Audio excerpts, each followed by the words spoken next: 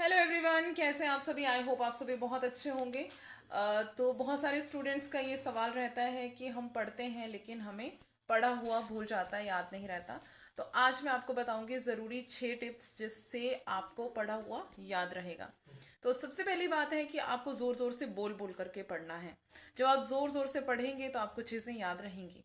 दूसरी बात है कि आपको लिख करके याद करना है। जो आप पढ़ते हैं उसको आप लिखें। जब आप लिखेंगे तो आपको लंबे समय तक वो चीज़ें याद रहेंगी।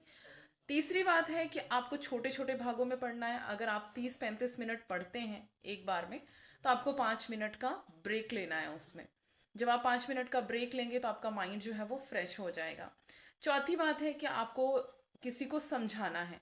अगर आपके पास कोई ऐसा व्यक्ति है कि आप पढ़ते हैं और आप उसको समझा सकते हैं तो वेल एंड गुड। अगर आपके पास नहीं है कोई ऐसा व्यक्ति, तो आपको क्या करना है, अपने शीशे के सामने जाना है और जो कुछ भी आपने पढ़ा है वो खुद को समझाना है शीशे के सामने।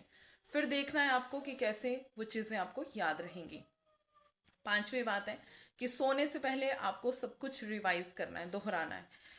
जब आप पूरा दिन पढ़ेंगे तो सोने से पहले वो एक बार चीज़ें रिवीजन करनी है। इससे आपको लंबे समय तक चीज़ें याद रहेंगी। छठी और आखिरी बात है कि आपको मोबाइल से दूरी बना के रखनी है।